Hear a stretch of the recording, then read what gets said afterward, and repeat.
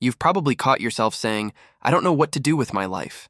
You've looked around and felt like everyone else seems to have a clear direction, except you. You've had that feeling of being completely lost, wandering aimlessly, while time passes and you remain in the same place.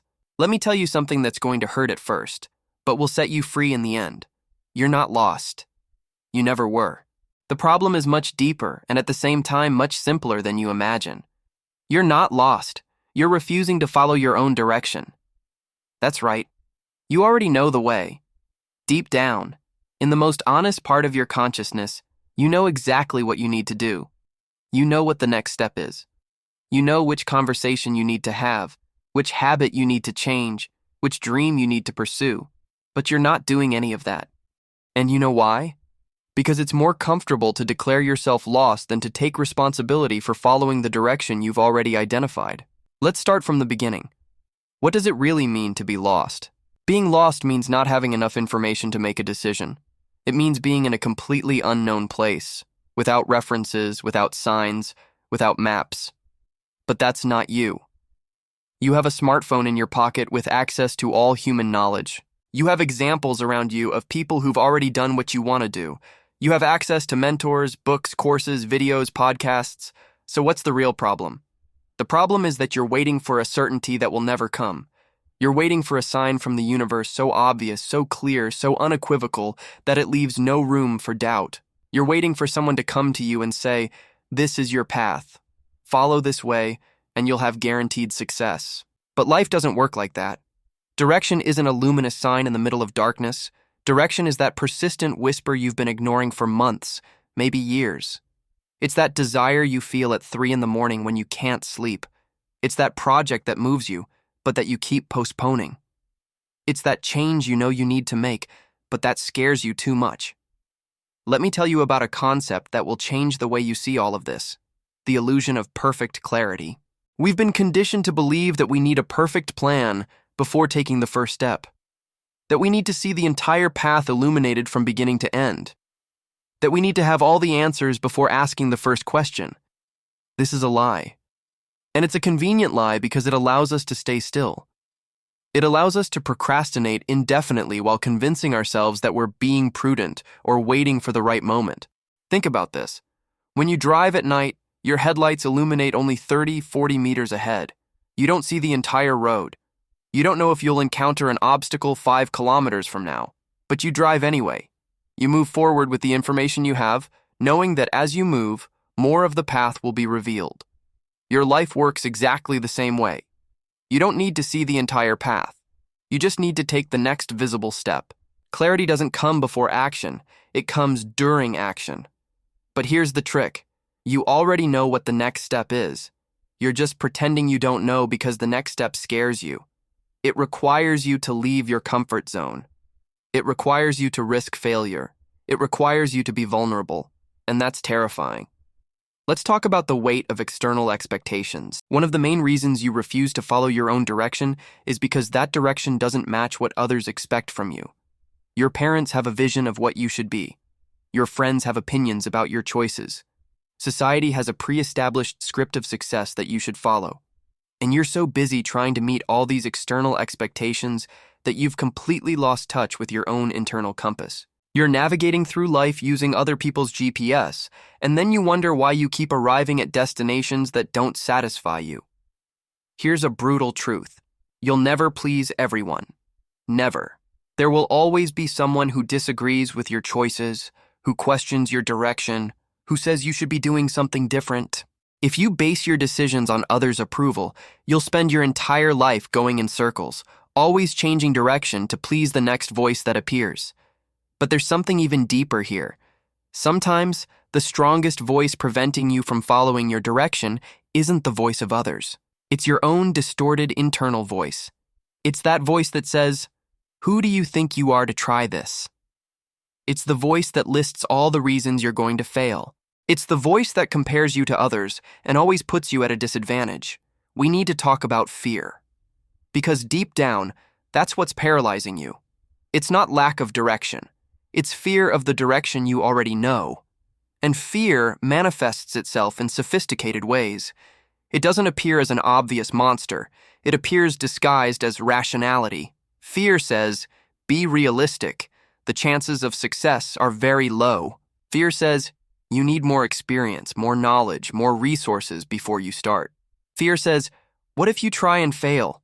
What if people laugh at you? What if you discover you're not good enough? And here's the problem. These concerns seem legitimate. They seem prudent. They seem to be the sign of a mature and responsible person. But in reality, they're just fear dressed up as responsibility. You know what's the difference between real prudence and disguised fear? Prudence leads you to act consciously and prepared. Fear leads you not to act at all.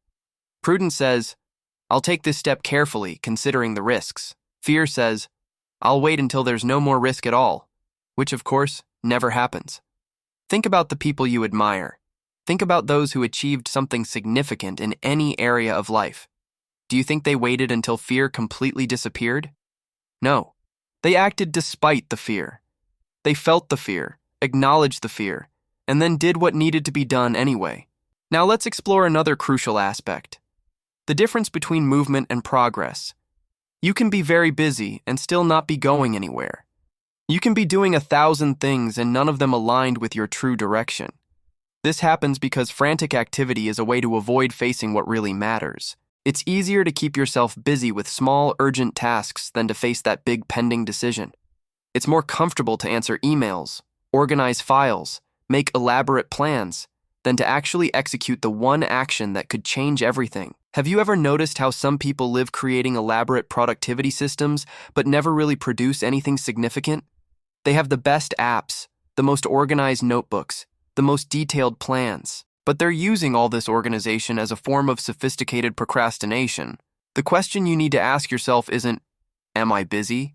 The question is, am I progressing in the direction that really matters to me? Because you can be climbing a mountain very quickly, but if it's the wrong mountain, speed doesn't matter. Your true direction isn't in the 1,000 small tasks that fill your day.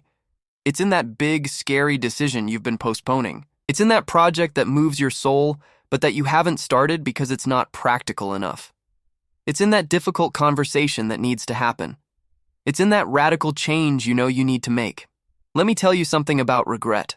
Research consistently shows that people don't regret the things they tried and failed. They regret the things they never tried. They regret the risks they didn't take, the dreams they didn't pursue, the words they didn't say. Imagine yourself 20, 30 years from now, looking back at this exact moment in your life. What would that future version of you want you to do now? Will they thank you for staying in your comfort zone, for choosing the safe and predictable path, for ignoring that internal calling that bothered you?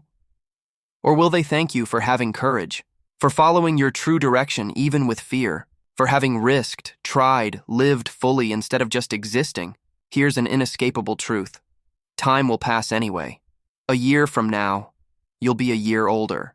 The only question is, will you be closer to your true direction or further away? Will you have taken steps toward what really matters, or will you have wasted another year pretending to be lost? Life isn't waiting for you to feel ready. It's happening now. Every day you spend refusing to follow your direction is a day you'll never get back, and the saddest part is that you know this. You feel this. But you continue choosing the temporary comfort of inaction instead of the temporary discomfort of growth. Let's talk about true self-knowledge versus self-deception. You've probably already taken personality tests, read self-help books, watched motivational videos, and maybe you've convinced yourself that you're on a journey of self-knowledge. But let me ask you a difficult question. Are you really getting to know yourself, or are you just consuming content about self-knowledge? Real self-knowledge doesn't happen through tests or theories. It happens through action.